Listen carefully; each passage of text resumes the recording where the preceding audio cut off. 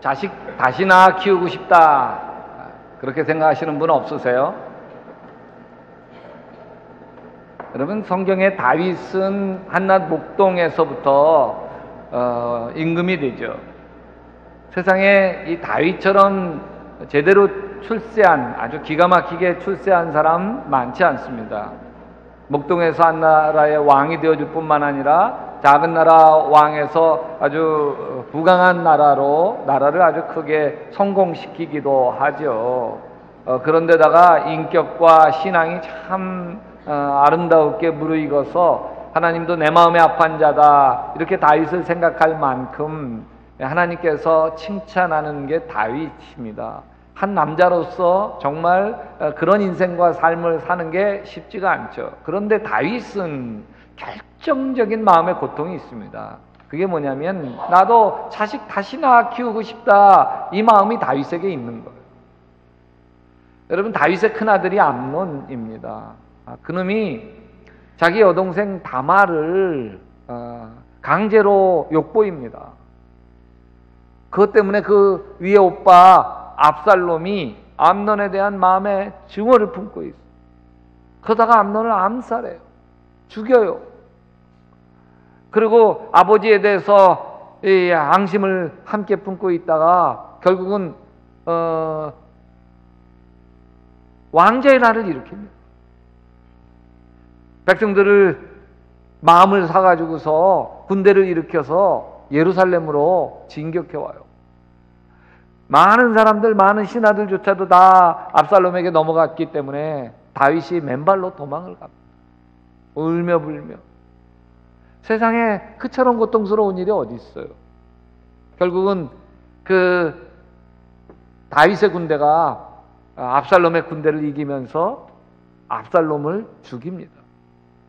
사무엘하 18장 33절에 보면, 내 아들아, 내 아들 압살롬아, 차라리 내가 너를 대신하여 죽었더라면, 압살롬 내 아들아, 내 아들아.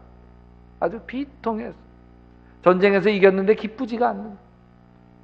다시 왕자를 찾았는데 행복하지가 않는 거예요. 왜? 자기 아들을 죽여야 됐기 때문에 그런 거예요. 다윗이야말로 자식 다시나 키우고 싶다, 그 마음이 얼마나 간절하겠습니까? 여러분, 정말 내 아이는 곱게 키워야지, 반드시 키워야지, 사랑으로 잘 키워야지, 누구나 다 그 마음 가지고 있지. 그냥 내 기분 내 성질대로 함부로 키우리라, 막 키우리라, 그렇게 생각하는 사람 어디 있어요? 내 자식만은 정말 곱게 그렇게 예쁘게 키워야지 그러죠. 근데 그게 잘 돼요? 살아오면서 그 자식 잘 키우게 되냔 말이에요. 잘 안 돼요. 어떤 집사님이 저한테 그래요. 목사님, 왜 제가 그렇게 자식들을 그렇게 때리고 야단치면서 키웠는지 모르겠어요. 목사님, 성규 목사님 일찍 만났더라면 그렇게 키우지 않았을 텐데 후회가 돼요. 제가 물어요. 집사님은 어릴 때 어떻게 자랐어요? 부모님으로부터 맞으면서 자랐어요? 아니면 안 맞고 자랐어요? 그랬더니 무지 맞으면서 자랐대. 그렇게 맞으면서 자라는 게 싫었는데 어느새 자기도 모르게 그렇게 부모님이 자기에게 했던 것처럼 자식들을 그렇게 키운다는 게 그래요. 내 몸에 밴 대로 자식을 키우게 돼서 그래요. 내가 맞고 자랐으니까 어느새 내 몸에 밴 게 맞는 거여서 내가 내 자식들을 그렇게 키우게 돼요. 여러분, 사도 바울이 이렇게 이야기해요. 에베소서 6장에 보면 자식을 노엽게 하지 마라, 이렇게 이야기해요. 여러분, 자식을 때리는데 노여워하지 않을 자식이 있어요? 없어요. 자식을 때리면 자식이 반드시 노여워하게 되어져 있습니다. 여러분, 자식을 노엽게 하지 말라고 하는 말씀은 절대로 때리지 마라, 야단치지 마라, 혼내지 마라, 이런 뜻이 담겨져 있는 거예요. 제가 중고등부 내적 치유 수련회를 인도하다 보면 중학교 2학년짜리 아이가 그래요. 아이가 가장 싫은 게 뭐냐면 아빠가 심부름 시키는 거라는 거예요. 야, 슈퍼 가서 담배 사와라, 화장지 사와라 시키는 거예요. 싫어, 나 바빠. 어른이 시킨 말 들어야지. 이제 중학교 2학년이니까 대꾸한다는 거예요. 싫단 말이야. 아빠는 손발이 없어. 왜 나만 시켜? 응? 저게 어디다 말대꾸야. 그러면서 좀 맞는데 가장 싫. 제 아내가 어디 가고 없는 날 이제 제가 아이들 밥 챙겨주고 요리해가지고서 이제 같이 식사를 합니다. 뭐 아이들이 뭐 중학교, 초등학교 때였는데 다 밥 먹고 나서 아들아 설거지해라 그랬어요. 그랬더니 왜 내가 해야 돼? 그러는 거예요. 야 임마, 아빠가 밥을 차렸으면 네가 설거지해야지 마땅하지. 네가 그럼 밥 차릴래? 그랬더니 이제 아이가 뭐 이렇게 마지못해서 설거지를 합니다. 점점 아들과 나 사이가 이 갈등이 생기는 거예요. 자꾸 긴장이 생기는 거예요. 그게 좀 안쓰럽잖아요. 안타깝잖아요. 제 마음에도. 그래서 제가 며칠 뒤 밥을 먹고 또 설거지를 하게 되면서 아들에게 넌지시 물었어요. 아들아, 아빠랑 같이 설거지 할까? 아빠랑 같이 설거지 할까? 그랬더니 그때서야 그래서 이제 앞치마 서로 두르고서 같이 설거지하면서 야 내가 이렇게 저렇게 닦으니까 네가 좀 물로 씻어라. 그러면서 이제 둘이 나누어서 돌아온다라는 얘기하면서 설거지했습니다. 행복했을까요? 억지로 했을까요? 행복하게 한 것이죠. 여러분, 여기 청년들 중에 아버지로부터 받은 상처가 참 많다는 거 이렇게 내적 치유 수련을 하다 보면 느껴요. 어떤 상담소에서 조사를 한 모양이에요. 여대생들에게 이 자기 아버지 같은 사람하고 결혼할래? 그랬더니요 95%의 사람들이 자기 아버지 같은 사람하고 결혼 안 하겠다고, 아버지 같은 사람하고 결혼하느니 평생 혼자 살겠다고. 여러분 딸들에게 한번 물어보시기를 바랍니다. 재현아, 아빠 같은 사람하고 결혼할래? 물어보세요. 여러분, 자식을 인격적으로 존중하며 키우지 않으면 내가 존중을 받을 수가 없어요. 자식에게 사랑을 쏟아 부어주지 않으면 자식의 사랑을 받을 수가 없습니다. 어떤 아버지가 항상 꼴찌 하는 아들을 두고 있었습니다. 아버지가 어느 날 아들에게 말했어요. 이번 중간고사 때도 꼴찌를 벗어나지 못하면 너 다시는 아버지라고 부르지도 마. 창피해 죽겠어 이놈아. 중간고사 끝나고 아들이 집에 들어오자마자 아버지가 물었습니다. 야, 시험 어떻게 잘 봤냐? 그랬더니 아들이 이러더래요. 아저씨 누구세요? 자, 그러면 어떻게 하면 자식을 잘 키울까? 오늘 말씀 그 속에서 여러분 힌트를 얻게 되시기를 바랍니다. 여기 주일 예배 마지막, 오늘 설교 끝나고 여러분에게 제가 손을 들고 축복 기도를 하죠. 이 축복 기도, 축도, 베네딕션 이것을 하는데 고린도 후서 13장 13절 말씀 가지고 축도하는 거예요. 그 말씀은 우리 주 예수 그리스도의 은혜와 하나님의 사랑과 성령의 교통하심이 너희 무리 가운데 있을지어다, 무리와 함께 있을지어다, 이렇게 하는 거거든요. 그래서 이제는 우리 주 예수 그리스도의 은혜와 하나님 아버지의 사랑하심과 성령님의 교통하심이 여러분의 있기를 간절히 축원하나이다, 이러면서 이제 축도를 하는 거예요. 성부, 성자, 성령의 이름으로 축복 기도를 하는 거죠. 이것을 사도들의 축도 또는 바울의 축도 이렇게 이야기합니다. 신약의 축도입니다. 이런 신약의 축도와 쌍벽을 이루는 게 오늘 말씀 아론의 축도 또는 제사장의 축도라고 하는 오늘 말씀입니다.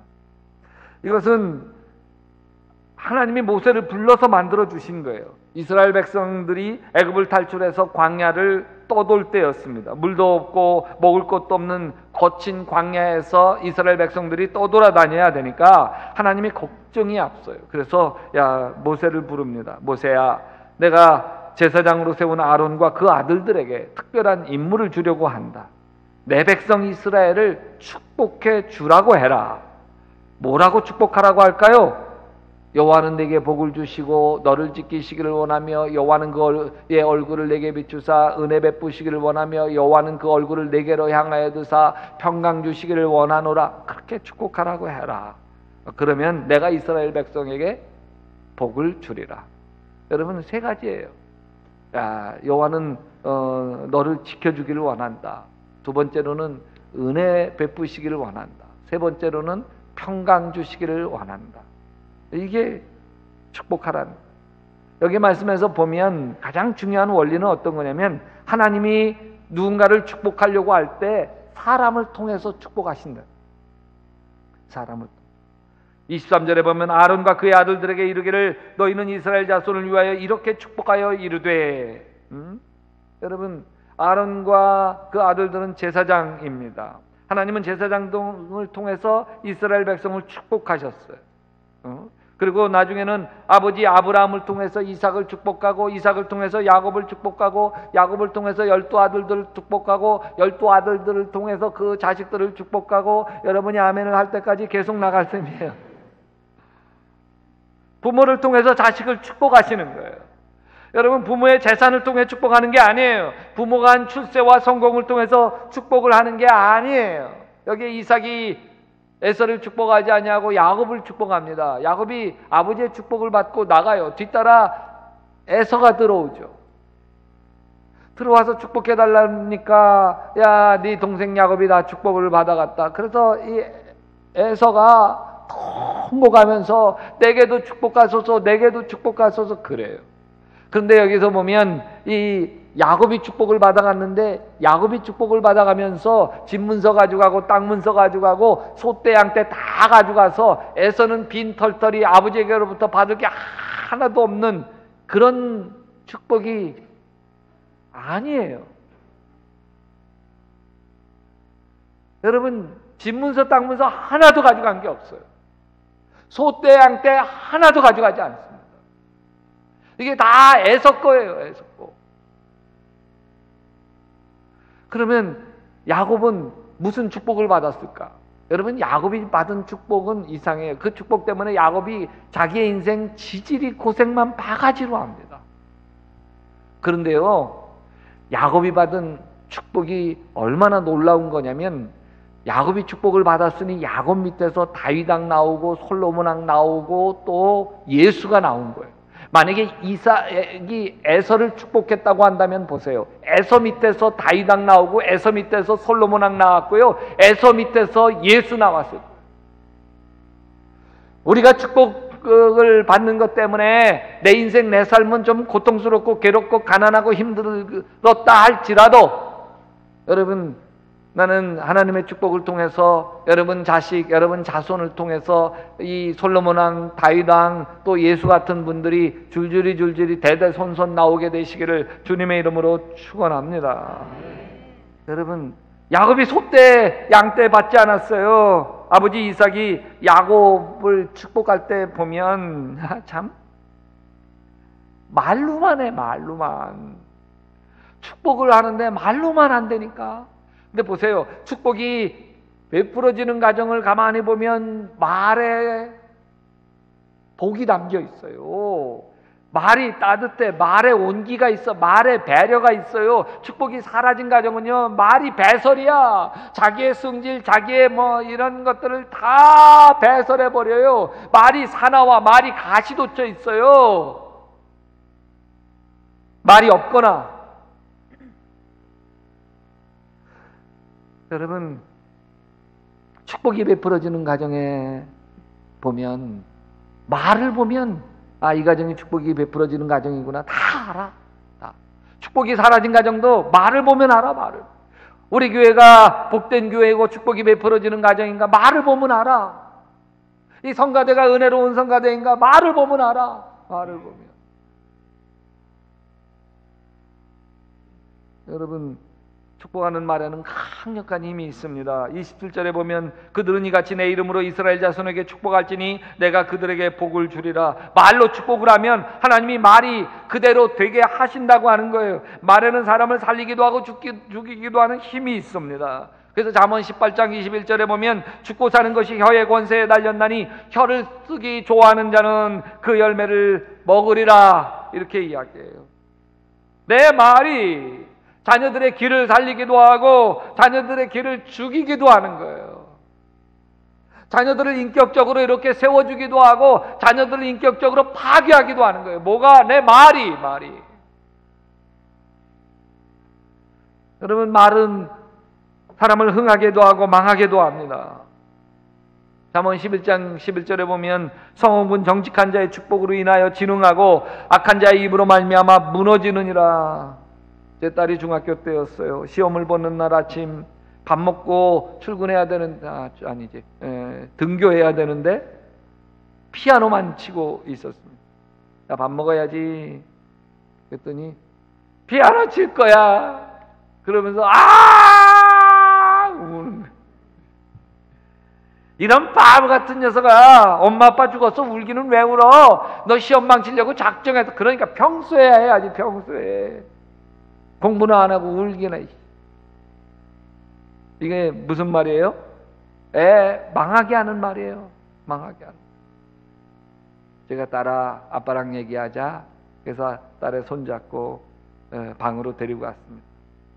그래서 딸을 앉혀놓고, 딸아 나 지금 시험 못 볼까봐, 시험 망칠까봐 마음이 많이 불안해하는구나. 그랬더니 딸이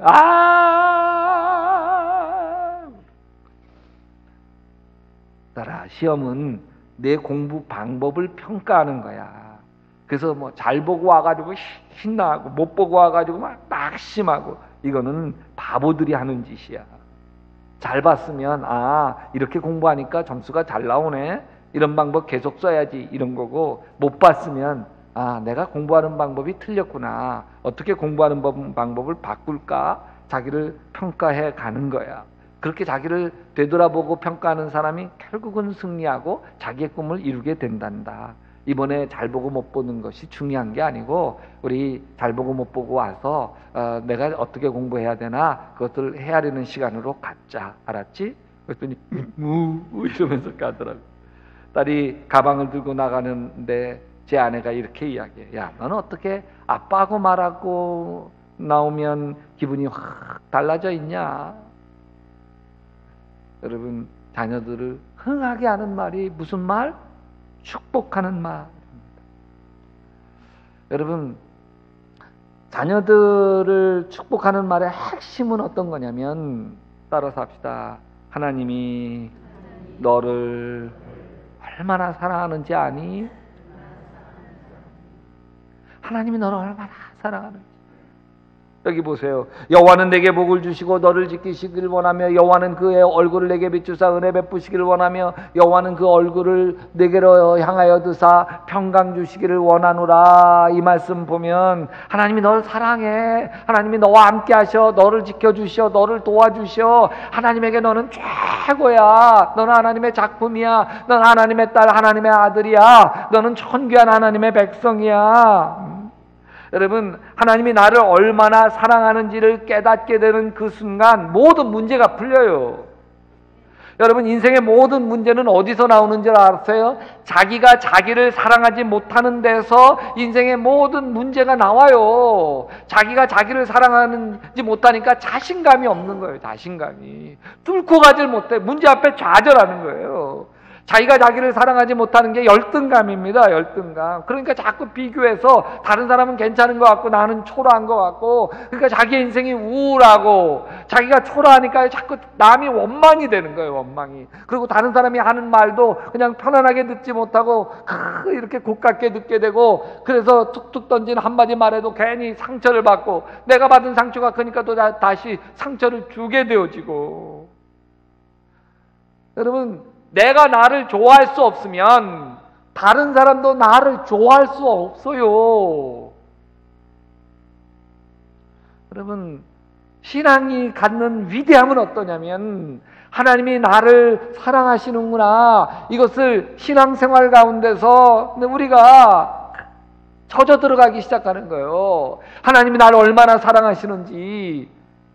여러분, 기도하잖아요. 여러분, 하나님이 나를 얼마나 사랑하시는지 맛보는 시간이 기도예요. 방언을 해요. 막 방언 받았다고 너무너무 좋아하시더라고요. 하나님이 나를 얼마나 사랑하시는지를 경험한 거예요. 그것 이상 아무것도 아닙니다. 여러분, 말씀을 읽어요. 말씀이 꿀처럼 다신가요? 그러면 하나님이 나를 얼마나 사랑하시는지 맛보는 거예요. 설교는 뭐예요? 설교도 마찬가지예요. 설교의 모든 것의 핵심, 복음의 핵심은 뭐냐면 하나님이 나를 얼마나 사랑하는지 맛보는 거예요. 십자가 볼 때 은혜가 되시나요? 십자가는 저토록 십자가에서 당신을 죽이기까지 나를 사랑하시는구나. 이 사랑 맛보는 것이 신앙생활이에요. 여러분, 하나님이 나를 얼마나 사랑하시는구나 맛보게 되면요, 내가 나를 사랑할 수 있게 돼요. 있는 모습 그대로 나를 사랑할 수 있게 되어진다니까요. 여러분, 세상에 가장 괜찮은 남자 키가 몇 센치인 줄 아세요? 세상에 가장 괜찮은 남자 키는 168이에요. 이거보다 더 크면 징그럽고요, 이거보다 더 작으면 좀 그래. 168이 누구 키예요? 내 키예요, 내 키. 세상에서 가장 괜찮은 남자 얼굴 누구 얼굴이에요? 아무리 봐도 1층에 가보세요. 사진 딱 있잖아요. 내 얼굴이야, 내 얼굴. 장동건 아니야. 네. 여러분, 내가 나를 사랑할 수 있게 되더라니까요. 하나님이 나를 얼마나 사랑하시는지 맛보게 되어지면서 그렇게 내가 나를 사랑할 수 있게 되잖아요. 그러니까 다 용서가 돼요. 다 고마워요. 다 감사해요. 부러운 게 없어요. 미운 사람이 없어요. 하나님이 나를 얼마나 사랑하는지 맛보게 되어지면. 그래서 여러분, 여기에 이 민수기 말씀은 뭐냐면, 야, 하나님이 너를 얼마나 사랑하는지, 하나님이 그렇게 너를 축복해 준다는 거예요.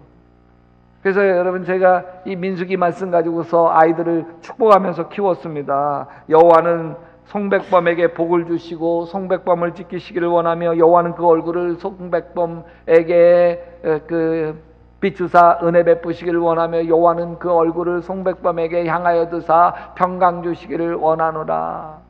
여러분, 아이들이 잘 때마다 아빠 여호와는 해줘, 여호와는 해줘 그러면서 이제 그렇게 그래요. 그래서 이제 아들 방에 가가지고서 그 여호와는 송백범을 지키시기를, 복을 주시고 송백범을 지키시기를 원하며 이렇게 기도를 해주니까요, 딸 방에서 지랄지랄 거리는 소리가 들려요. 나 기도 안 받아, 나 기도 안 받아. 얼른 기도해주고서 딸 방에 가지고 왜 기도 안 받아 그랬더니, 왜 오빠부터 해줘, 나부터 해줘야지. 그래가지고 이제 기도해주고, 그 다음 날은 누구부터 기도해줬을까요? 우리 딸방에 들어가서 여호와는 송주아에게 복을 주시고 송주아를 지키시기를 원하며, 여호와는 송주아에게 그 얼굴을 비추사 은혜 베푸시기를 원하며 기도해주고, 아들방으로 딱 가가지고 기도를 하는데, 한참 기도하고 있는 중에 딸방에서 소리 지르는 거예요. 난 기도 안 받아, 내일부터 안 받아. 그래서 얼른 들어가서, 왜 너부터 기도해줬는데 왜 또 그래? 그랬더니, 왜 나는 짧게 해주고 오빠는 길게 해줘. 여러분, 축복하면서 키울 수 있게 되시기를 바랍니다. 제가 2년 전 제 생일날, 애들아, 아빠에게 가장 고마웠던 거, 너희들 자라면서 가장 고마웠던 거 한마디 해주라 그랬더니 아들과 딸이 동시에 그러더라고요. 아빠가 나를 위해서 축복해서 기도해 준 게 가장 아빠에게 고맙대. 여러분, 축복하면서 기도해 주시기를, 여러분의 손주, 여러분의 자녀들을 늘 축복하면서 기도해 주시기를 주님의 이름으로 축원합니다.